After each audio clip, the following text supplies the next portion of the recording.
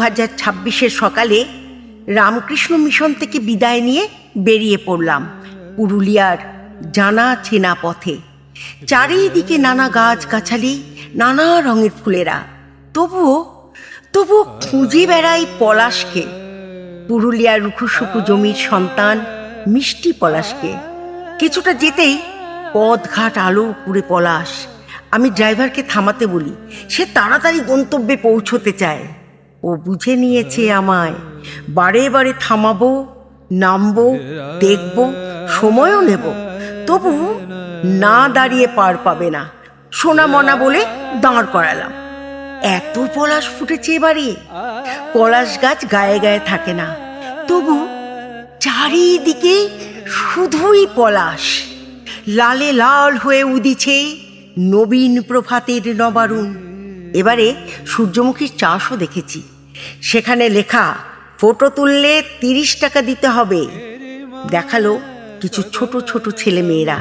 তারা পলাশের মালা গেঁথে বিক্রি করার জন্য রাস্তায় দাঁড়িয়ে বেশ চাপ দিচ্ছে কেনার জন্য।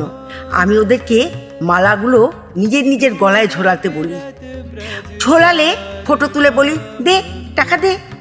যাই হোক, মালা কিনেই ছুট। আবার শাল পিয়াল মহুলের পাশে পলাশ আর পলাশ, চারিদিকে রঙের মেলা দেখে আমার তখন কবি চন্দননাথের শর্ত কবিতাটা মনে পড়ে গেল।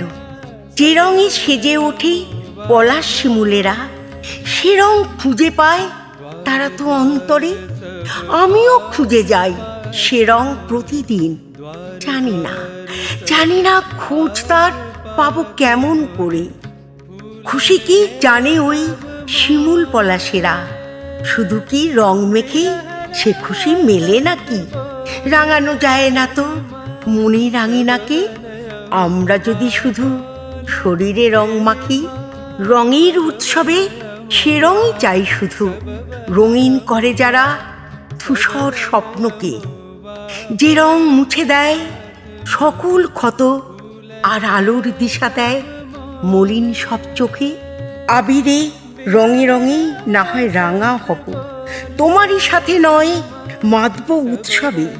শর্ত একটাই, যে রং মনে লাগে আমাকে এক মুঠো সে রং দিতে হবে।